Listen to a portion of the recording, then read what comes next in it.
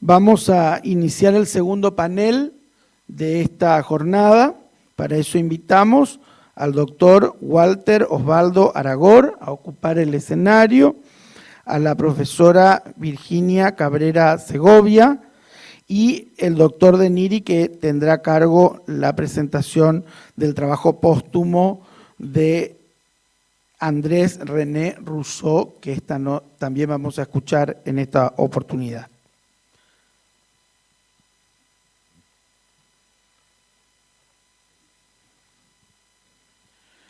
La primera ponencia corresponde al doctor Walter Osvaldo Aragor, su tema Preámbulo, Principios Fundamentales y Derechos Individuales en la Constitución de la Provincia de Corrientes de 1949.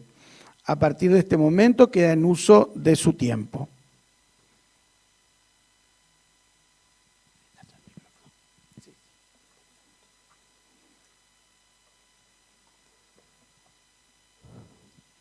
Buenos días. La presente ponencia se centra en la reforma que realizó la Convención Provincial Constituyente de 1949 al preámbulo y al capítulo Declaraciones Generales de la Constitución de 1913. Esta reforma constitucional no ha sido abordada en su totalidad por la historiografía local. No fue tratada sistematizadamente. Tan solo hay pequeñas referencias parciales en diversas obras de muy buena calidad, pero que apuntan a la historia política provincial y no tanto a la cuestión del derecho público provincial, en este caso de nuestra Constitución del 49.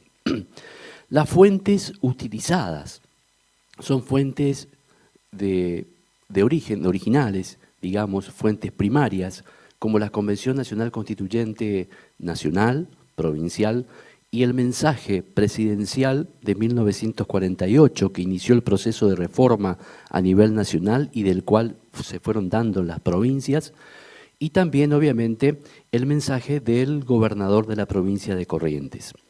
Es innegable la influencia de la autoridad federal en la reforma de la Constitución de la provincia, que se manifiesta no solo en el preámbulo, sino también en las diversas disposiciones que se adoptan en la primera parte de la misma, que reproducen los contenidos introducidos por la reforma a la Constitución Nacional.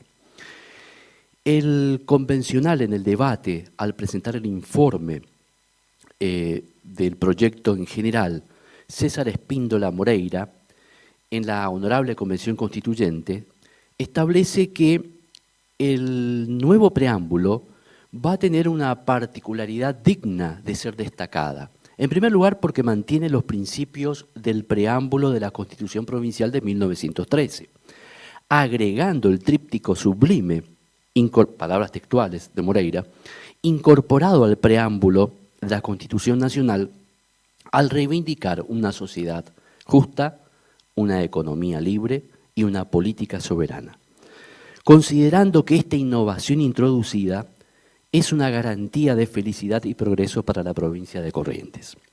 A su vez, el convencional Alfredo Tresens manifestó que el preámbulo proyectado tiene, además de los propósitos enunciados en la Constitución vigente, otros superiores, muy superiores, que son y serán los ideales en los que se afirma la Argentina actual y la del futuro, con la acción concurrentes de las provincias.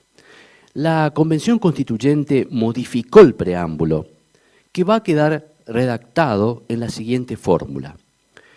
Nos, los representantes del pueblo de la provincia de Corrientes, reunidos en una Convención Constituyente con el propósito de organizar los poderes públicos sobre las bases de los principios fundamentales enunciados en la Constitución Nacional, contribuir al afianzamiento de la justicia, la independencia económica, la soberanía política y consolidar las instituciones democráticas invocando la protección de Dios, fuente de toda razón y justicia, sancionamos y ordenamos la presente Constitución.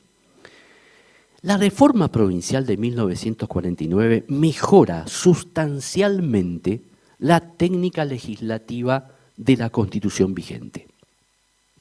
Esta trataba en un único capítulo, denominado Declaraciones Generales, en 32 artículos, cuestiones relativas a la existencia, la autonomía y fundamentos del Estado provincial y los derechos individuales. Ahora bien, la nueva Constitución distribuye estos 32 artículos en dos capítulos diferentes, metodológicamente establecidos. Los principios fundamentales en el capítulo primero y en el capítulo segundo los derechos, deberes y garantías de la libertad individual, con la inclusión además de nuevos artículos. La primera parte de la Constitución, la dogmática, sufre modificaciones esenciales para ajustar a normas, a las nuevas normas de la concepción del Estado. Se agregan además los nuevos derechos sociales que protegen al trabajador, la familia, la ancianidad, la educación, cultura, y se incorpora el concepto de la noción de la función social de la propiedad. El convencional Celestino Maldonado criticó duramente al liberalismo, soporte ideológico de la Constitución de 1853, que en lo económico-social dejó todo subordinado a los intereses privados. Resaltó el cambio de espíritu operado con esta reforma, donde el Estado neutral, abstencionista del liberalismo, se transforma, por obra y gracia del intervencionismo, en un estado de protección y previsión, y considera toda la actividad del hombre, que en lo económico admite la razonable intervención del Estado para la defensa del patrimonio económico de una nación y para el desarrollo y solución pacífica de los conflictos del trabajo. El capítulo primero, Principios Fundamentales, abarca 3 artículos. Los artículos primero y segundo mantienen la redacción original. El artículo primero sostiene que la provincia de Corrientes es parte indestructible e inseparable de la nación argentina, establece la autonomía de la provincia y organiza su gobierno bajo la forma representativa y republicana. El extenso artículo segundo define los límites de la provincia de Corrientes y mantiene el reclamo provincial sobre el territorio de las Misiones, que le pertenece por razones geográficas e históricas. El artículo tercero fue modificado porque en su redacción anterior decía la soberanía reside en el pueblo. Atento que la soberanía es exclusiva de la nación y no de las provincias, queda redactado de esta forma.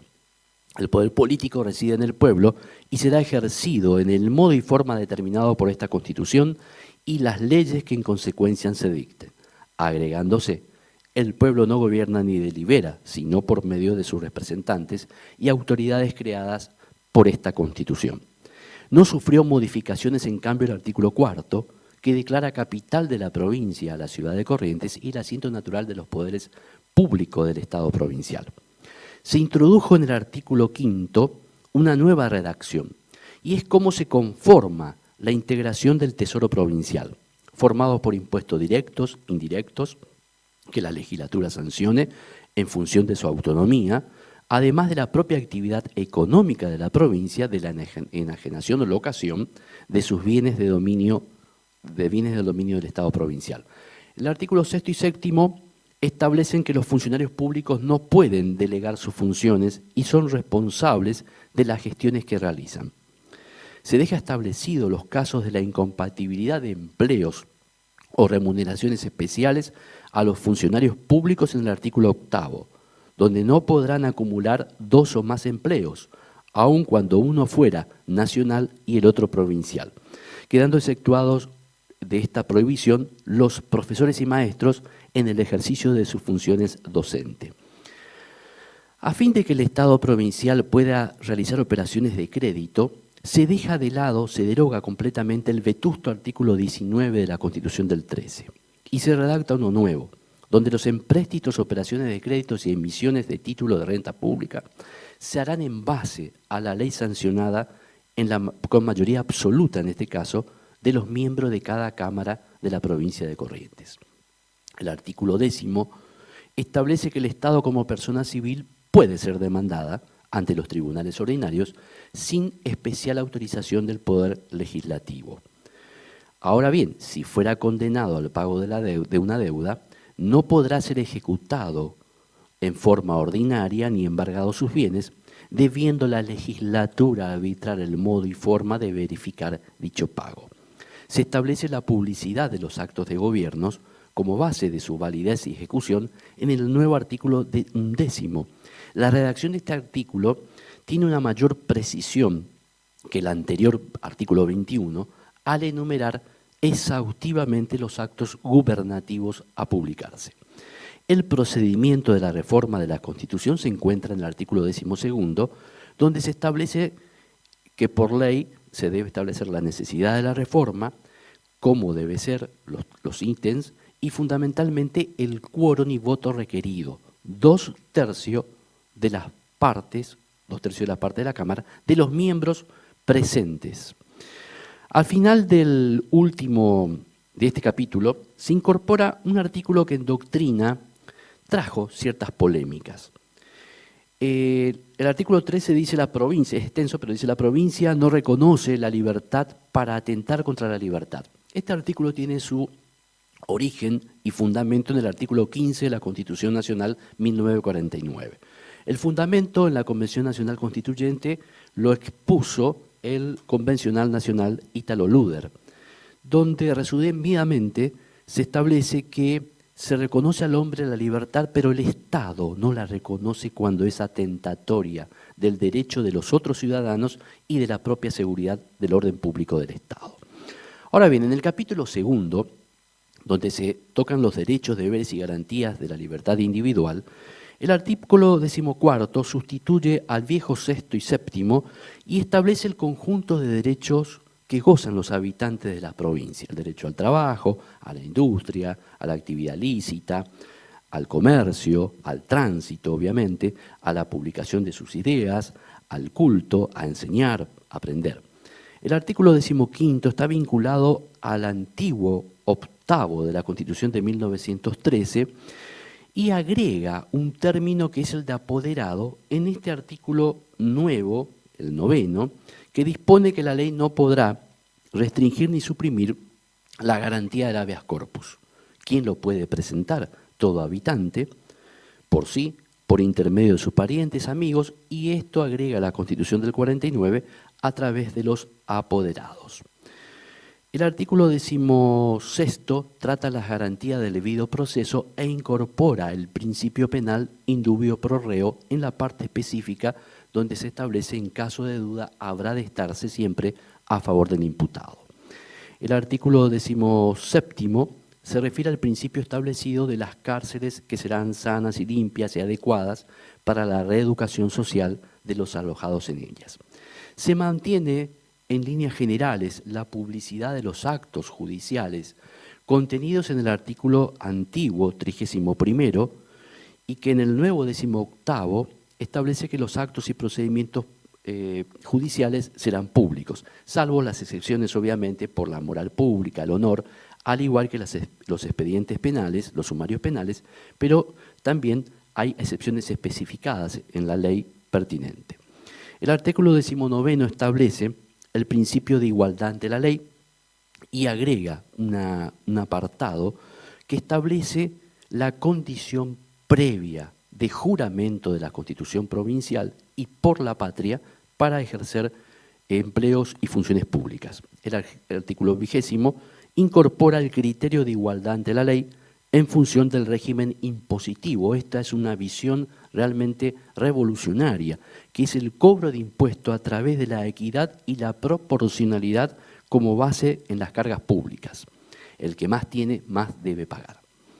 Se trata la libertad de conciencia en el artículo 22, donde las acciones privadas de los hombres que de ningún modo ofendan al orden y a la moral pública, ni perjudiquen a terceros, estarán solo reservadas a Dios.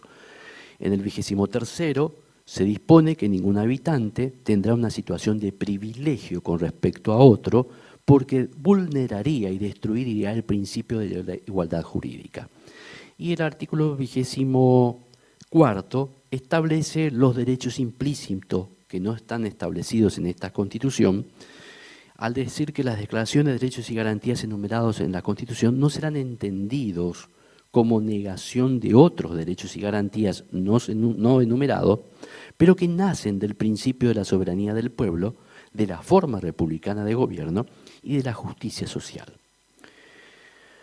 Como conclusión general, se puede establecer que el escenario que se vivió en el proceso constituyente provincial de 1949 tuvo características singulares, que jamás se vieron y vivieron en la historia del derecho público provincial correntino.